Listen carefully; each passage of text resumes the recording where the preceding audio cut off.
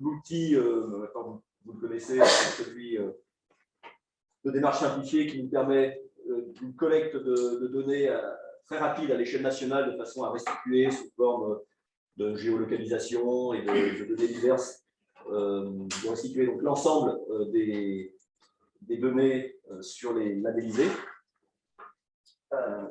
et puis d'avoir des bilans intermédiaires sans avoir à demander trop à chaque équipe ou à chaque établissement. Sur ce bilan, force est de constater qu'on est globalement sur les projections que nous avions faites en 2017-2018. Malgré un contexte qui, depuis 18 mois, est tout sauf facile. Mais dans ce contexte très pesant, on a quand même enregistré plus de 1700 nouvelles demandes de labellisation. Et c'est quand même pas rien. Et depuis les premières demandes des ministres ou recteurs de désigner 3 préfigurateurs par académie, une école, un collège, un lycée, depuis ces quelques centaines de préfigurateurs, les chiffres ont progressivement monté à plus de 5000. Vous avez à l'écran 5259, tout ministère confondu, dont 5050, parce qu'on est monté à 51, 5049, on est monté à 51, vous avez 5050. Ouais, donc 5050. 5050. Ce qui représente un peu moins de 2 millions d'élèves. Et si on y ajoute l'enseignement supérieur, quasiment 84 établissements d'enseignement supérieur, ça fait près d'1 million d'élèves, d'étudiants. Vous voyez, on est à près de 3 millions d'élèves qui suivent une scolarité ou un cursus dans un établissement qui a fait de la question olympique et paralympique un axe moteur de sa politique. C'est désormais quelque chose de très significatif à l'échelle du pays. L'agriculture a, dès le départ, construit une dynamique régulière. On a franchi la barre des 50, même si en pourcentage, c'est encore un petit peu en dessous, mais ça se poursuit. Et sur ce que j'ai vu, les dossiers sont de qualité, sont de grande qualité. Il faut poursuivre, absolument. Pour avoir des points de comparaison, on observe des écarts par niveau d'enseignement assez significatifs. Le premier degré est à un peu moins de 3000. Le second degré est un peu plus de 2000. Vous voyez, en pourcentage, en fait, ça s'inverse.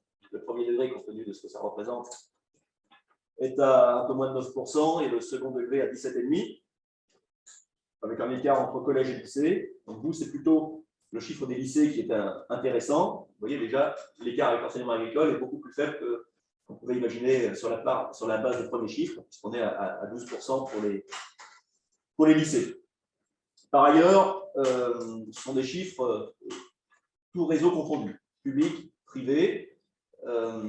Et si on distingue les deux, le public est très en avance sur le privé sous contrat, puisqu'on est à plus de 12% pour l'enseignement public et à un petit 4% pour l'enseignement privé. Compte tenu de la configuration de l'enseignement agricole, c'est un point aussi qui permet de relativiser aussi les écarts. Si on ne regarde que le réseau public, alors les chiffres sont très encourageants. Le premier degré est à plus de 9% et le second degré est à plus de 21%, c'est-à-dire au-delà de l'objectif de 2024. L'objectif est atteint pour le second degré public, d'ores et déjà. Un autre focus qui peut être intéressant, parce que c'était une demande de Matignon, c'est de se pencher sur les publics à besoins particuliers. Alors, même si ça ne touche pas directement, en tout cas pour les premiers d'entre eux. Sur l'éducation prioritaire, on a des chiffres qui sont plus du double par rapport à la moyenne nationale, plus de 20%, plus de 1000 écoles et collèges labellisés en REP et REP+. Si on regarde les cités éducatives, c'est le triple de la moyenne nationale, on est à 27,5%. Si on prend les allophones, là aussi, on est à plus du double, 2,5 fois la moyenne nationale. Et puis, si on s'amuse à un focus sur les territoires ultramarins, avec de grandes différences, là aussi, on est au-dessus de la moyenne nationale, je rappelle, un petit 10%. Là, on est à 14% sur les territoires ultramarins, avec de grands écarts entre, d'un côté, on va dire, la Guyane, qui, elle, a pris plein fouet, pour le coup, la pandémie, mais qui était déjà un peu en difficulté sur les zones les plus reculées. Et puis, de l'autre côté, la Guadeloupe, qui s'est organisée dès 2018 sur un modèle assez fort et qui a immédiatement atteint les 20% de labellisation. Et puis, en situation intermédiaire, on a la Réunion, on a Mayotte.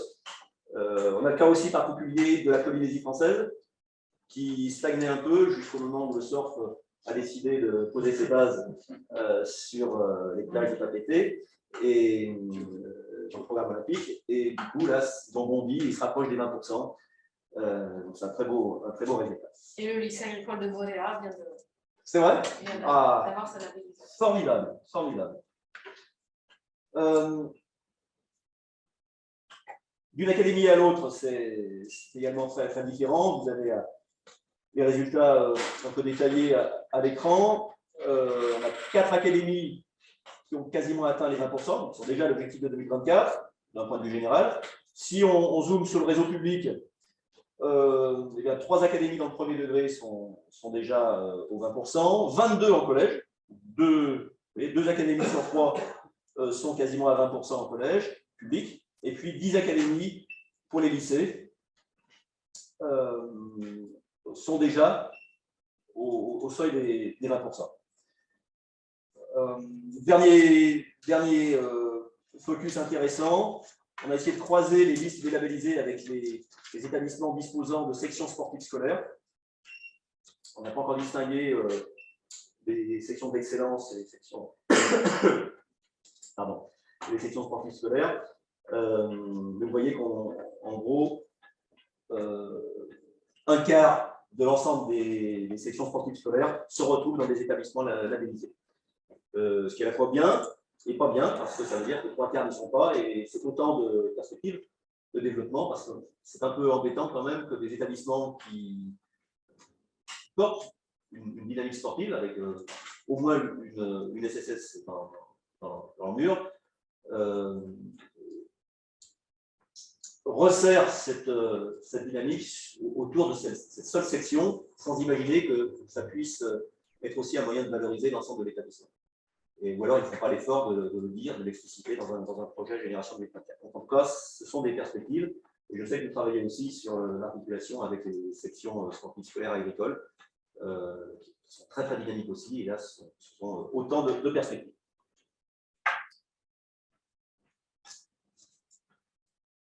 Au regard du cahier des charges, tous les labellisés doivent se mobiliser, je vous le disais tout à l'heure, sur les 3 temps forts de l'année, la JNSS, la SOP et la journée olympique. Quand on regarde les premiers retours, les premiers bilans des gens des équipes qui ont demandé pour relabellisation, les labellisés 2018, on constate que ce n'est pas le cas. Ils s'étaient engagés,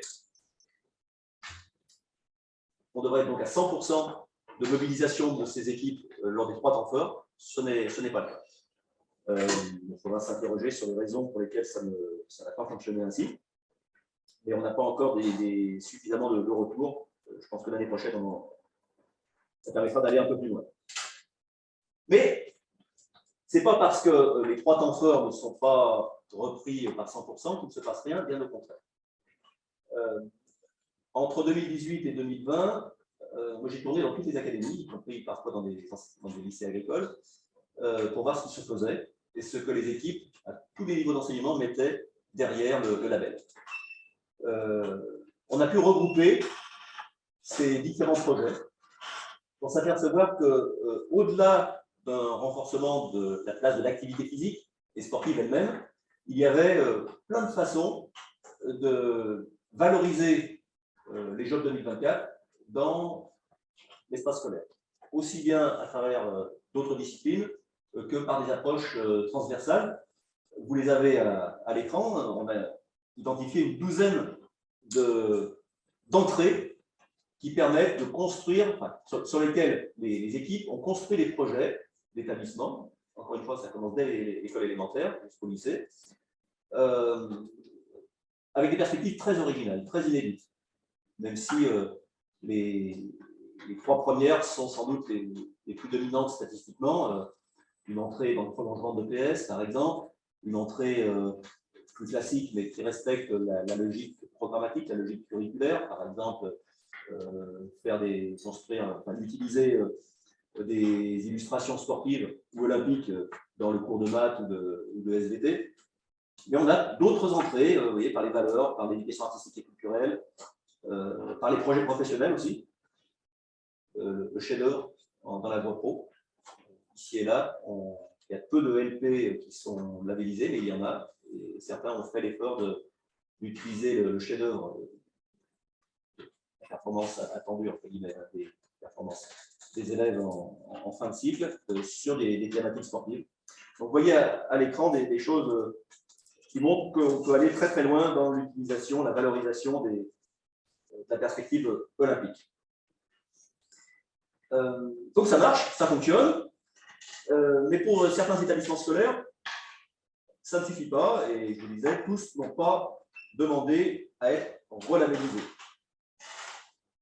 Et cette question revient très fréquemment. Et finalement, qu'est-ce que ça m'amène? Moi, pour mon établissement, pour mon école, j'ai fait un projet, je l'ai écrit. Qu'est-ce que je fais de plus? Est-ce que je vais avoir des sous à la fin? Est-ce que je vais avoir des ballons? Ouais, combien de places je vais avoir pour aller au Stade de France? Peut-être des rumeurs à venir.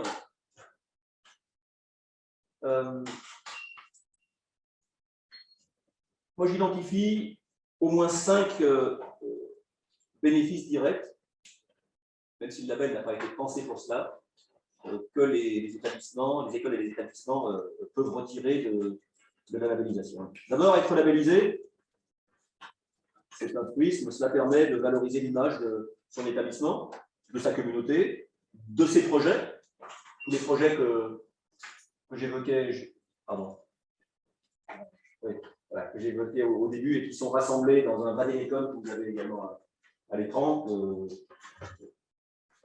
vous avez sans doute vous avez pu récupérer. Donc, de développer sa notoriété, de soutenir son rayonnement dans son environnement immédiat ou pour l'enseignement agricole et pour l'enseignement supérieur plus lointain.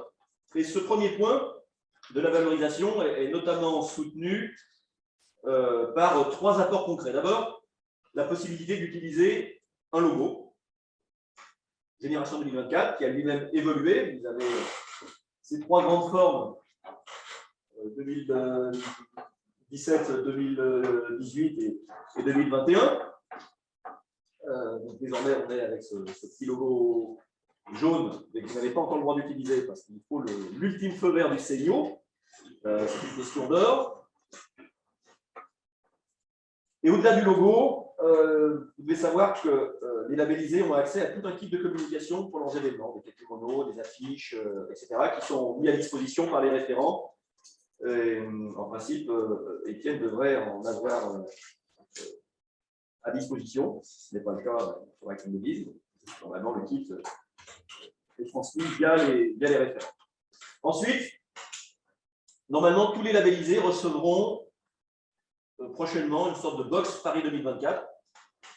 C'est de l'ordre du symbole, hein. Mais c'était une demande récurrente et on n'a rien, on n'a même pas un pins, on n'a rien. Moi, je tapais à la porte de Paris 2024 pour qu'il fasse un geste. Ce geste, ça y est acté. Et tous les labellisés recevront ici, normalement d'ici Noël, un petit sac avec drapeau, plaque, un tableau d'activité, des clients de présentation, quelques symboles qui permettent de montrer qu'on appartient au réseau. Enfin,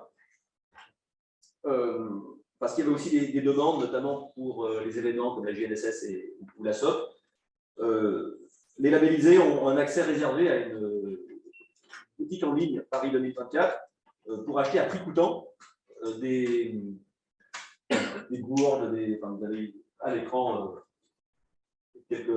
bricoles qui sont vendus. Quand j'ai fait Coutances, le t-shirt est à 3 €, comme ça. Ce sont des équipements qui sont construits dans le respect des principes d'environnement durable et d'économie sociale et solidaire, puisque ça appartient à la charte signée par le Togo. Ça, c'est le premier point.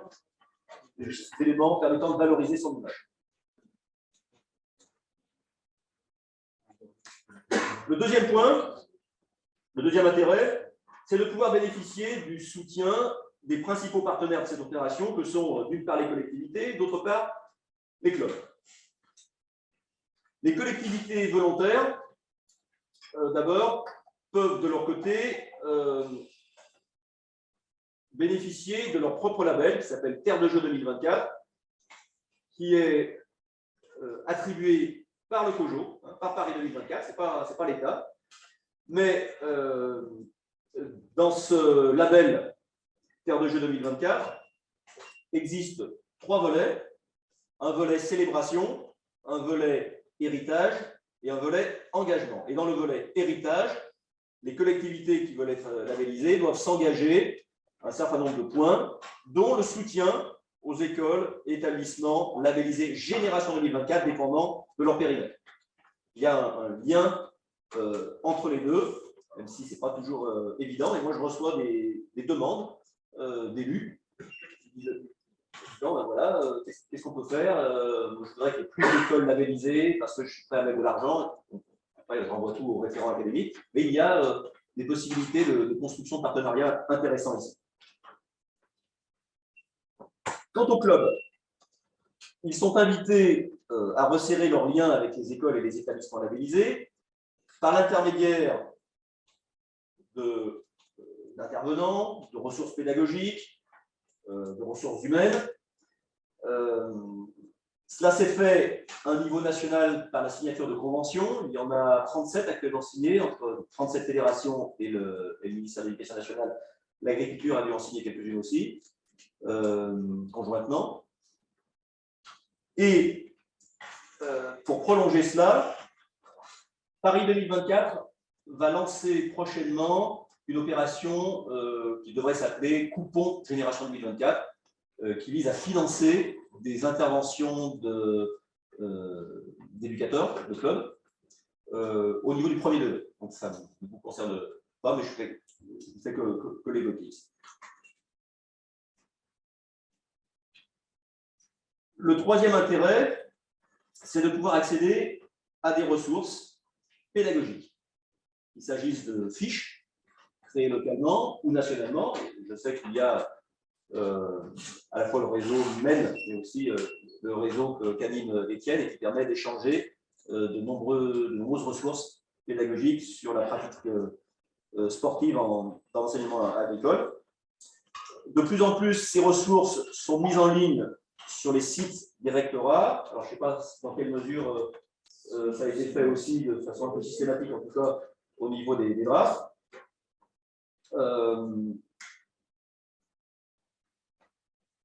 En tout cas, pour l'éducation nationale, maintenant, il n'y a presque plus de rectorats qui n'ont pas leur page Génération 2024 avec des ressources. Et je voudrais l'illustrer par 3 exemples. D'abord, les labellisés peuvent accéder gratuitement au film Les couleurs de la victoire, qui est un point d'appui assez intéressant pour faire travailler et réfléchir les élèves aux problématiques de la différence, du racisme, de l'altérité, du respect de l'autre, sans avoir à repayer des droits.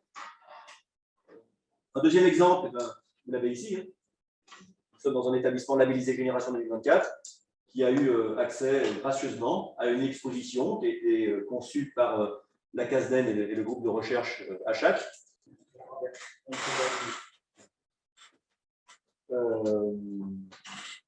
Avec un fil rouge sur la citoyenneté. C'est l'expo qui est plutôt bien faite, qui circule, et par accord avec le ministère,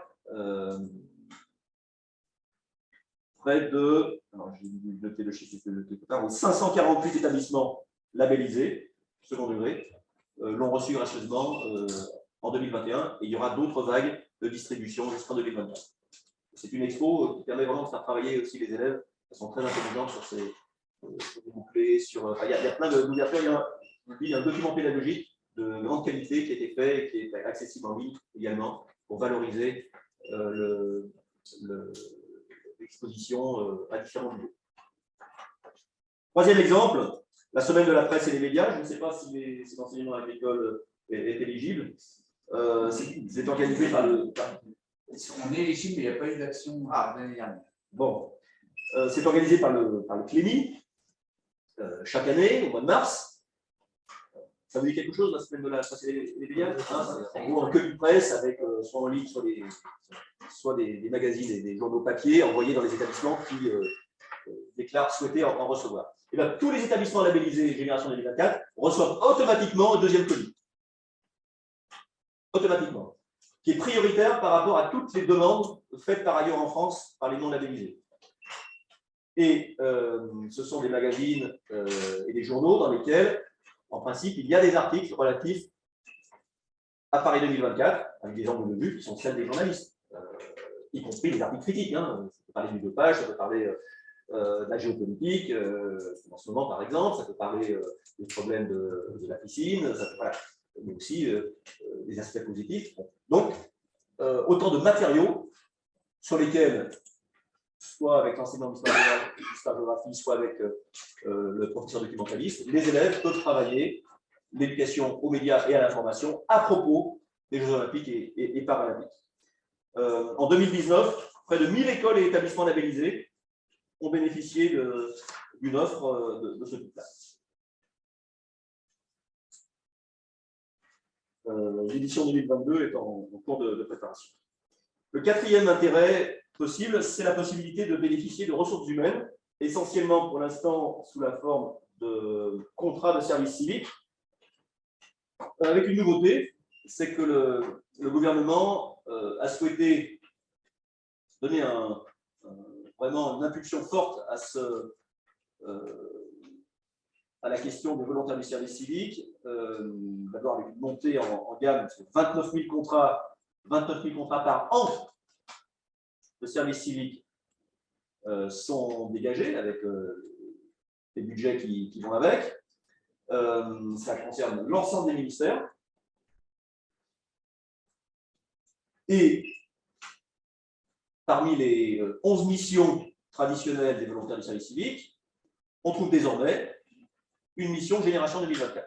Donc, il y a des référents Génération 2024 qui, pour tout ou partie de leur service, peuvent aider à jouer l'interface entre l'établissement et les clubs du territoire, aider à la réalisation d'actions, notamment pour la GNSS ou la SOP, ou contribuer à sensibiliser la communauté éducative ou plus largement les parents, les clubs, etc., à ce qu'est le label et à ce que ça peut apporter.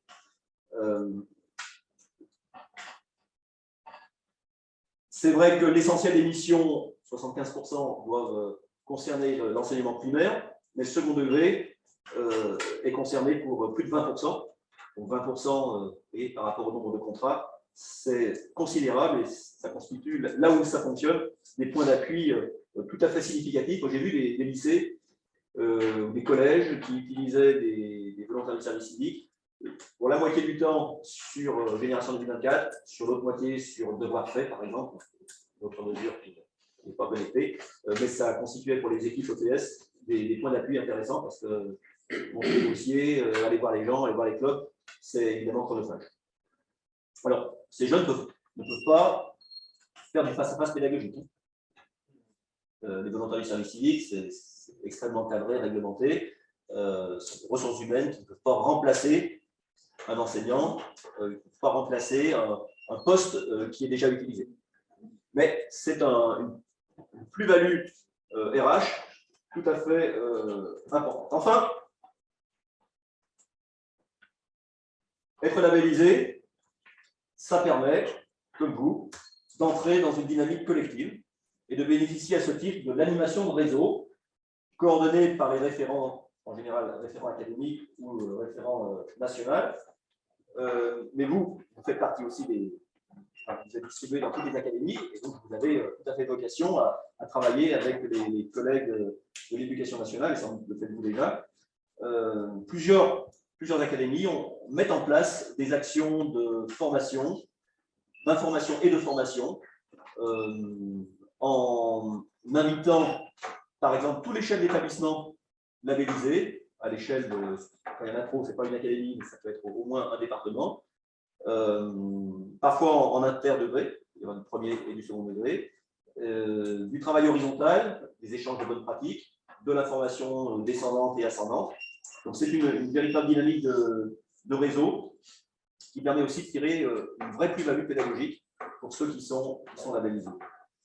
Cela va jusqu'à la création d'outils numériques. On a des académies qui sont assez offensives là-dessus. Je pense à Toulouse, je pense à Grenoble, je pense à Créteil.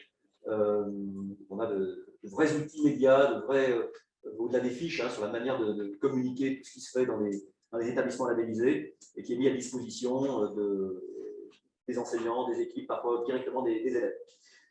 Voilà, donc être labellisé, c'est aussi bénéficier de toute cette dynamique. Ça ne veut pas dire qu'il ne faut pas entendre des critiques. Ça ne veut pas dire non plus que ça épuise le sujet. Et encore une fois, ces 5 bénéfices, entre guillemets, n'étaient pas pensés au départ. L'idée du label, c'était vraiment contribuer à l'héritage pour qu'un petit bout des Jeux Olympiques et des Jeux Paralympiques de 2024, un petit bout, soit repris dans chaque établissement de l'ensemble du pays, et pas simplement de Paris ou de France, dans chaque établissement du pays, et que ça fasse briller les yeux des élèves. Voilà ce que je voulais vous dire aujourd'hui. Je suis prêt à répondre à toutes vos questions.